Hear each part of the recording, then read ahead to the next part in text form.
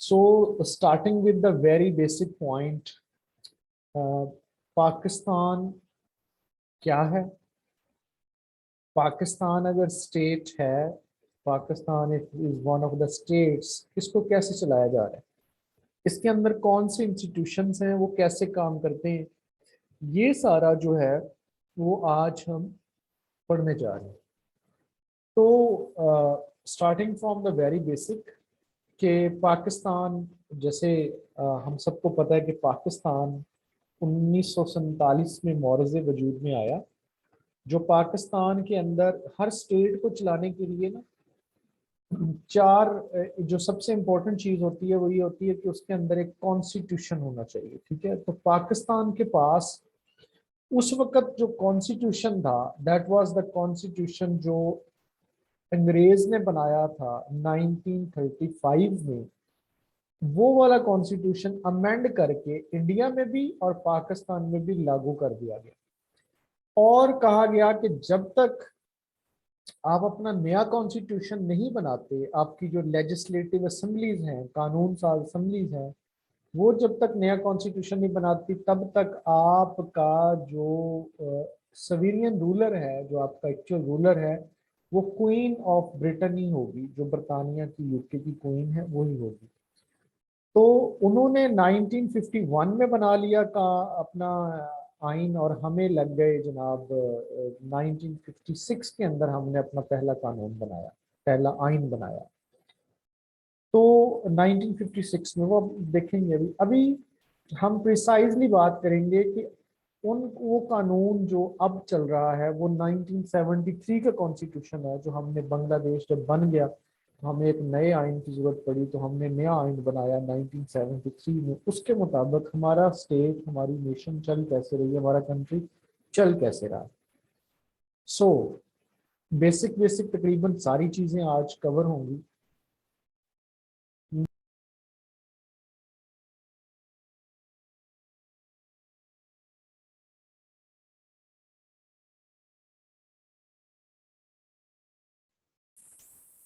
जी, तो मैं कह रहा था कि जो पाकिस्तान का इस वक्त का कॉन्स्टिट्यूशन है, जो स्टेट को चलाने के लिए एक आइन की जरूरत होती है, एक लॉ की जरूरत होती है, एक फ्रेमवर्क की जरूरत होती है, तो वो कॉन्स्टिट्यूशन 1973 में बना था। और चूंकि कानून 1973 में बना है और वो उसमें आज तक चलना है, तकाजे बदलते रहते हैं, दौर बदलते रहते हैं, तो जो भी आइन होता है ना, वो आइन अपने अंदर गुंजाइश रखता है कि अगर आने वाले वक्त में मुझे तब्दील करना पड़े, मेरे अंदर तब्दीली लाना पड़े, तो आइन ना एक रास्ता फराहम करता है, उसको बोलते हैं अमेंडमेंट्स। तो अब तक इसके अंदर 26 अमेंडमेंट्स हो चुकी हैं और जो लास्ट अमेंडमेंट हुई थी वो 2018 में हुई थी, पीटीआई गवर्नमेंट में आने के बाद। सो अब ये जो कॉन्स्टिट्यूशन है 1973 का, इसको तो हमने एक समझ लें घोट के पी लेना है कि इसमें से एमसीक्यूज के बनने के चांसेस बहुत ज्यादा होते हैं। मतलब जब भी वो आइन की बात करेगा, सोचेगा कि मैं आइन में से, कॉन्स्टिट्यूशन में से कोई एमसीक्यूज ले लूं, तो 1973 का constitution is it's favourite area. So जी, हम कहते हैं कि ये जो कॉन्स्टिट्यूशन था ये कब बना, जब बांग्लादेश पाकिस्तान का जो मशरकी हिस्सा था वो 1971 में उड़ गया, अलहदा हो गया। बहुत सारी वजूहत थी, बहुत सारी रीजन हैं जिसके ऊपर डिबेट है। एक इल्मी दुनिया की के अंदर अभी तक उसको फाइंड आउट करने की कोशिश है कि रियल कल्प्रिट कौन था, लेकिन सारे काफी उसके अंदर करेक्टर्स जो थे वो शामिल थे, वो अलहदा हो गया। तो जो बाकी मानदा मुल्क था उसमें आर्जी तौर पर गवर्नमेंट की जुल्फकार अली भुट्टो ने सदर के तौर पर, साथ ही उसने एक कमेटी बना दी कि आइन बनाया जाए मुल्क का नया। जब नया आइन बन गया तो जुल्फकार अली भुट्टो प्राइम मिनिस्टर बन गए और चौधरी फजल इलाही सदर के तौर पे उन्होंने हलफ उठा लिया। अब इस आइन के मुतल्लिक जो इम्पोर्टेंट एमसीक्यूज हैं वो आप याद रख लें। रेटिफाइड जो था ना जी, इस आइन को इनफोर्स, इसको समझ लें कि ये असेंबली से जो था ना वो पास हो गया 12 अप्रैल 1973 को। 14 अगस्त 1947 को ये नाफिज कर दिया गया, तब से ये इस मुल्क का आइन बन गया। 14 अगस्त 1973 एमसीक्यूज आता है, when war the constitution of 1973 was imposed, वो या इन्फोर्स्ड, वो है जी 14 अगस्त। इसके आर्टिकल 280 हैं, 12 चैप्टर हैं, 6 स्केड्यूल्स हैं। इसने कहा कि जो मुल्क के कानून बनाने वाली पार्लियामेंट है वो दो हिस्सों पर मुश्तमिल होगी, एक होगा नेशनल असेंबली और एक होगा आपका सेनेट। एक होगा नेशनल असेंबली और एक होगा सेनेट, ये दो हिस्सों पर मुश्तमिल होगा। ये पहला कॉन्स्टिट्यूशन है जिसने सेनेट का तस्वर दिया, इससे पहले सेनेट का जो था वो तस्वर हमारे पास नहीं आया था। इसके अंदर सदर की बजाय इख्तियारात वजीर आजम के पास आ गए ज्यादा। Supreme court, high court, district courts को इन्होंने बनाया और कहा कि जुडिशरी आज़ाद होगी। 26 अमेंडमेंट्स हो चुके हैं इसमें। That was a brief introduction of our constitution. बाकी जब हम कॉन्स्टिट्यूशन को अलहदा पढ़ेंगे उसमें हम इनकी डिटेल्स पढ़ेंगे कि कौन सा कॉन्स्टिट्यूशन कैसे बना, कौन सी असम्बली ने बनाया, अपोजिशन लीडर उस वक्त कौन था, कैसे पास हुआ, उसको हम डिटेल में पढ़ेंगे। अब आ जाते हैं जी इस कॉन्स्टिट्यूशन के मुताबिक जो इम्पोर्टेंट चीजें हैं। Is their voice issue with all of you? मेरी आवाज का सबको मसला आ रहा है?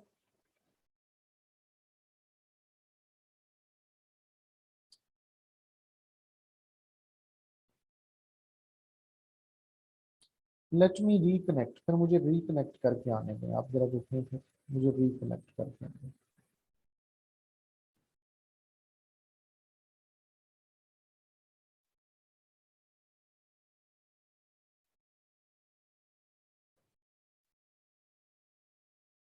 सो अब हम ना पार्लियामेंट को देखेंगे। बेसिकली पार्लियामेंट कहते हैं आपका, आपकी स्टेट का वो ऑर्गन जो कानून बना के इस मुल्क के अंदर तब्दीली ला सकता है। कानून में कोई एक ऐसा एक प्रोसेस से गुजार के एक बिल को, एक एक कागज के डॉक्यूमेंट को वो आपके कानून बना दे और वो कानून फिर हर जगह नाफिज हो जाए।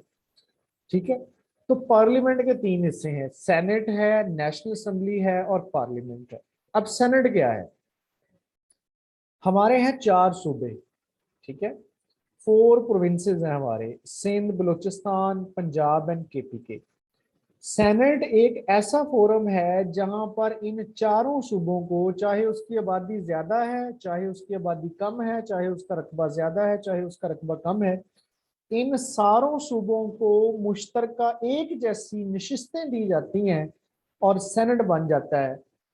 उसमें हर सूबे के 14 मेंबर जो हैं, 23 मेंबर्स जो हैं हर सूबे के लिए जाते हैं। इक्वलिटी है, यानी कि ये नहीं जैसे अब पॉपुलेशन वाइज पंजाब सबसे बड़ा सूबा है, लेकिन यहाँ पर सेनेट के अंदर चाहे वो बड़ा है चाहे वो छोटा है, एक जैसी नशिस्तें दी जाएंगी। क्यों? क्योंकि बहुत सारे ऐसे ऐसे बिल्स आते हैं जिनका ताल्लुक पूरे पंजाब, पूरे पाकिस्तान से होता है। तो ये ना हो कि जो आबादी वाला प्रोविंस है अगर उसको सीटें ज्यादा दे दी गई, जैसे नेशनल असेंबली में उसकी सीटें ज्यादा हैं, तो कहीं ये ना हो कि वो उसके हकूक के ऊपर बड़ा सूबा डाका डाल। अब मैं इसकी लॉजिक आपको आगे बताने जा रहा हूँ। जो नेशनल असेंबली है वहां पर है टोटल 342 सीट्स, 342 सीट्स। इन 342 सीटों में से ना 272 सीटों पर डायरेक्ट इलेक्शन होता है और ये सीटें 272 पूरे पाकिस्तान में आबादी के लिहाज से तकसीम की गई हैं। पंजाब की आबादी सबसे ज्यादा है तो पंजाब को सबसे ज्यादा सीटें मिलेंगी।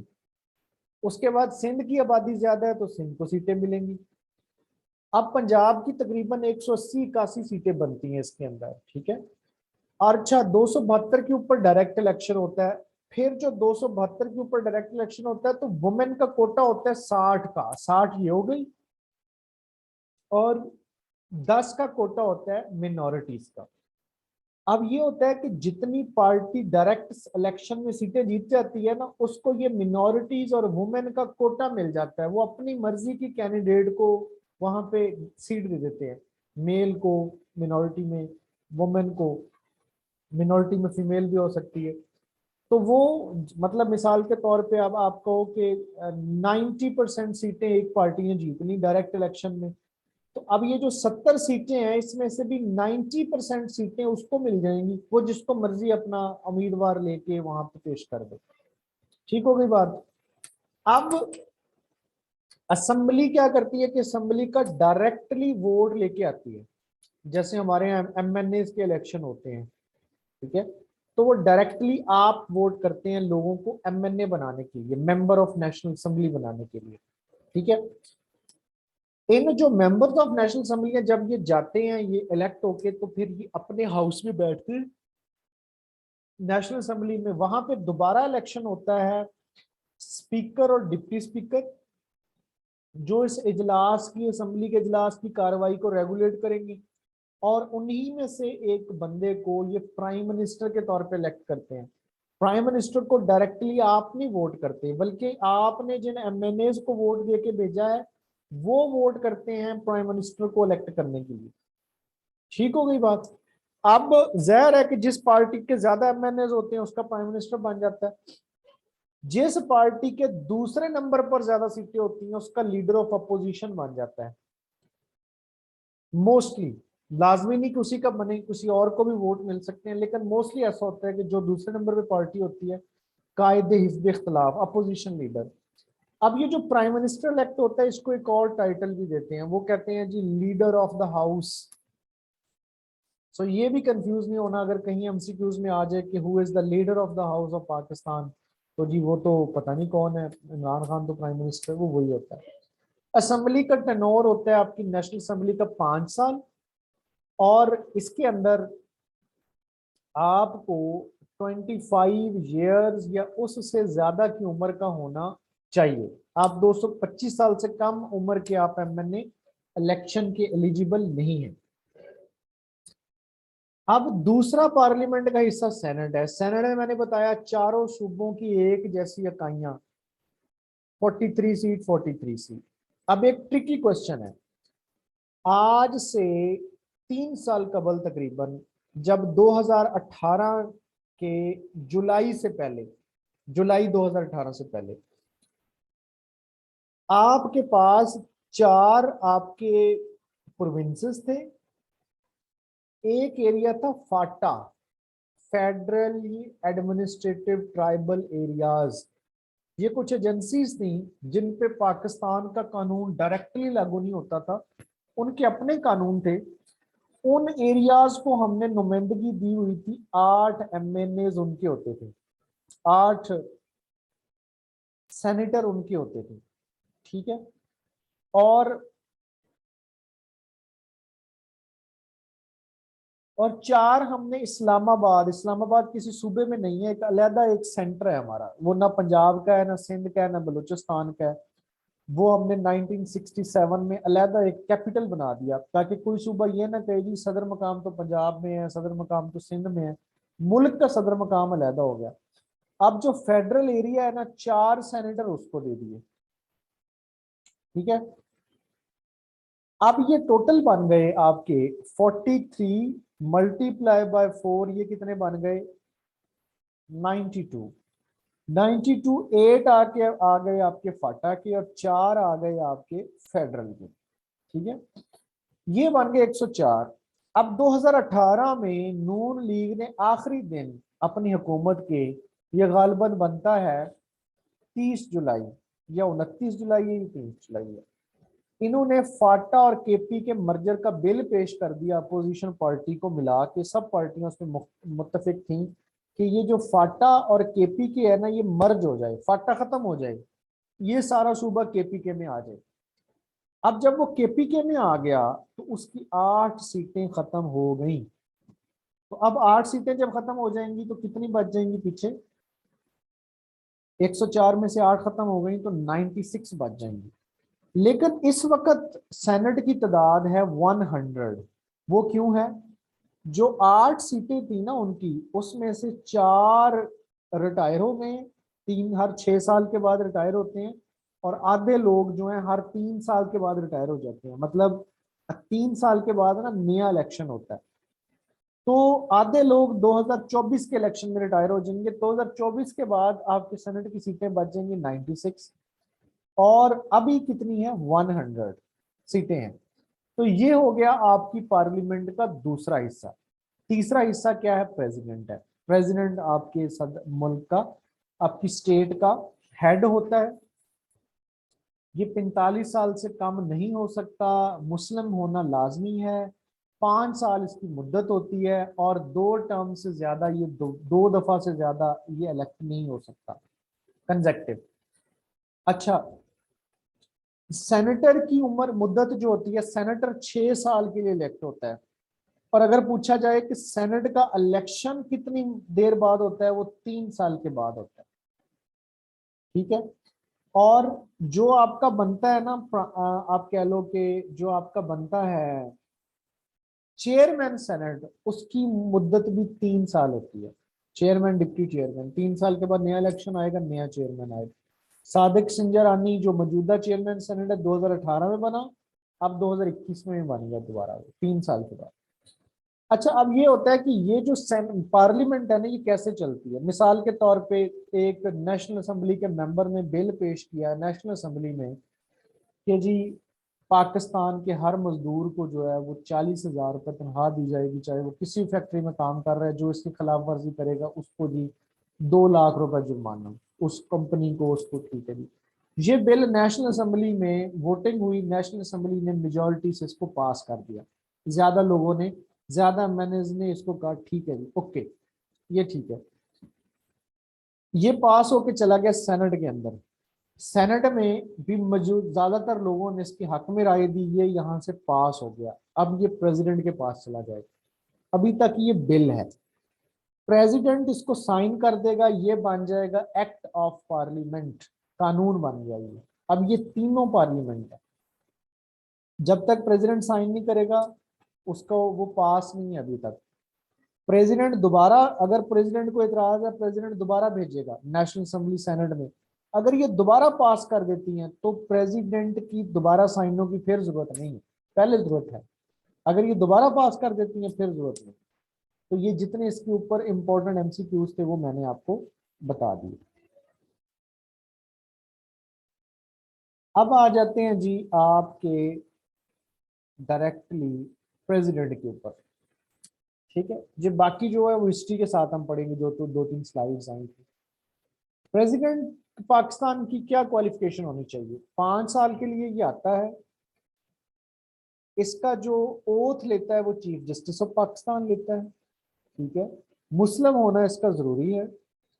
और अगर ये अपना इस्तीफा दे के जाना चाहता है तो स्पीकर ऑफ नेशनल असेंबली को ये अपना इस्तीफा पेश करेगा। अगर प्रेसिडेंट मुल्क में मौजूद नहीं है तो कौन प्रेसिडेंट होगा, जो सेनेट का चेयरमैन है वो प्रेसिडेंट होगा। अगर सदर मुल्क में मौजूद नहीं है या इसका ओहदा वैकेंट हो गया है मौत की सूरत में, किसी सूरत में, तो कायम मकाम जो सदर है वो चेयरमैन सेनेट होगा। पहला हमारा सदर जो था वो सिकंदर मिर्जा था। सिकंदर मिर्जा से पहले इस ओहदे का नाम था गवर्नर जनरल। पहले गवर्नर जनरल कायदे आजम, दूसरे गवर्नर जनरल गुलाम मोहम्मद, तीसरे गवर्नर जनरल जनाब सिकंदर मिर्जा। और सिकंदर मिर्जा के दौर में 1956 का आइन पास हो गया, तो ये आपका पहला सदर भी बन गया। जिसने सबसे ज्यादा सदारत का टेनोर गुजारा है, he was Ayub Khan, president Ayub Khan.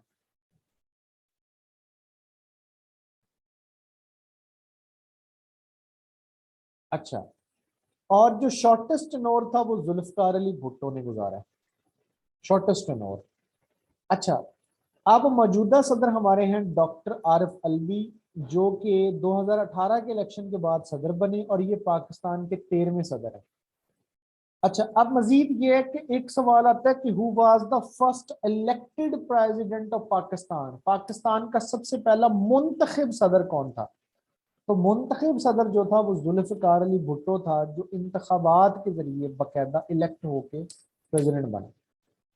ठीक है, भुट्टो प्रेसिडेंट भी रहा एंड प्राइम मिनिस्टर भी रहा। ठीक होगी बात। अच्छा जी, इसके बाद आ जाते हैं जी हम अगली स्लाइड के ऊपर। प्राइम मिनिस्टर के लिए क्या जरूरत है कि प्राइम मिनिस्टर अगर आपने बनना है तो क्या क्या होना चाहिए? प्राइम मिनिस्टर के लिए जी एमएनए का होना जरूरी है। प्राइम मिनिस्टर वही बनता है जो एमएनए का इलेक्शन जीता हो, यानी कि जैसे कि अब हमारे इमरान खान साहब हैं तो वो एमएनए का 2-3 सीटों से इलेक्शन जीते थे, फिर उन्होंने एक सीट रख ली, बाकी सारी छोड़ दी, और उसी में से जब वो एमएनए बन जाता है, जितने एमएनए होते हैं उनमें से एक बंदा प्राइम मिनिस्टर बनता है। एमएनए के लिए शर्त है कि वो 25 साल से कम ना हो। प्राइम मिनिस्टर के लिए भी प्राइम मिनिस्टर 5 साल के इलेक्ट होता है, और आज तक कोई भी प्राइम मिनिस्टर 5 साल निकाल नहीं सका पाकिस्तान में। उससे पहले ही या वो अदालत बर्खास्त कर देती है या मार्शल लॉ लग जाता है, मतलब किसी ने भी आज तक टर्म पूरी नहीं की। नेशनल असेंबली इसको इलेक्ट करती है। अब कोई पाबंदी नहीं है कि कोई चौथी दफा प्राइम मिनिस्टर बने, 5वीं दफा बने, छठी दफा बने, कोई इसके ऊपर जो है वो। जरदारी तो प्रेसिडेंट था ना, प्राइम मिनिस्टर नहीं था जरदारी। अच्छा, उसके बाद प्रेसिडेंट इसका ओथ जो है इसके प्राइम मिनिस्टर का, वो प्रेसिडेंट लेता है, और ये अपनी कैबिनेट बनाता है, टीम बनाता है। कोई इस चीज का वजीर बना दिया, कोई इस चीज का वजीर बना दिया। अब आइन कहता है कि प्रेसिडेंट 11% जो टोटल पार्लियामेंट है ना, सेनेट और नेशनल असेंबली, इसका 11% से ज्यादा, जितने ये कुल मेंबर बनते हैं ना, उनका 11% से ज्यादा ये अपनी कैबिनेट में नहीं डाल सकता। ठीक है, वजीर नहीं बना सकता 11% से, ये 49 के करीब बनते हैं करीबन। अपने 5 एडवाइजर भी रख सकता है, लेकिन अब एक नई टर्म यूज करवा दी गई है, special assistant to prime minister. वो उसकी कोई आइन में पता ही नहीं है, तो वो पता नहीं कितने बनाए हुए हैं, वो नहीं है उसके ऊपर कुछ। इमरान खान साहब हमारे मौजूदा 22वें प्राइम मिनिस्टर हैं, और पहले प्राइम मिनिस्टर हमारे लियाकत अली खान साहब थे। सबसे ज्यादा जो टेनोर गुजारा है वो भी लियाकत अली खान साहब ने गुजारा है, और सबसे कम टेनोर गुजारा है, it was of I Chandigarh. Almost 55 दिन वो वजीर आजम रहे। तो ये इंपॉर्टेंट एमसीक्यूज हैं आपके प्राइम मिनिस्टर के ऊपर।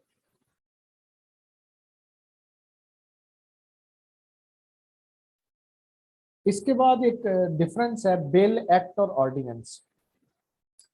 बिल का मतलब है कि जैसे मैंने वो मिसाल दी ना आपको कि यूं करके गुजरा, वो पहले असेंबली में आया, सेनेट में आया, जब तक सदर उसको साइन नहीं करता वो बिल है। जब उसको सदर साइन कर देता है वो एक्ट बन जाता है। पास होने के बाद वो एक्ट बन गया, सदर ने साइन कर दिया, पास हो गया।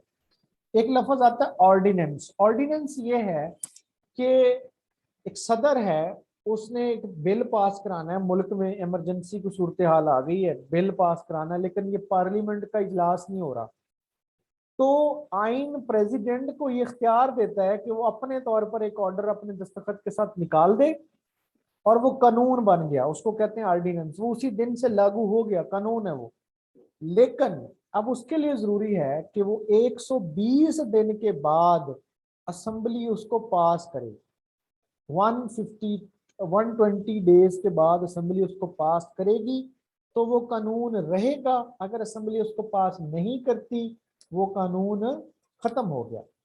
इसके साथ एक और बात भी नोट कर लें, वो ये है कि अगर 120 दिन होने से पहले सदर उसको दोबारा एक्सटेंड कर देता है, एक दफा उसको 120 दिन और के लिए एक्सटेंड कर देगा, 240 दिन हो गए। अब 240 दिन में भी अगर असेंबली पास नहीं करती, फिर वो दोबारा एक्सटेंड नहीं हो सकता। या तो असेंबली उसको पास करके लॉ बना दे, या वो फिर लैप्स हो गया, उसको बोलते हैं लैप्स, 120 डेज। ठीक है, अगर वो ऑर्डिनेंस किसी सूबाई गवर्नर ने किया है अपने सूबे के लिए, प्रोविंशियल गवर्नर के लिए, तो उसकी उम्र 90 दिन होगी। सदर ने किया है तो 120 दिन, और गवर्नर ने किया है तो 90 दिन।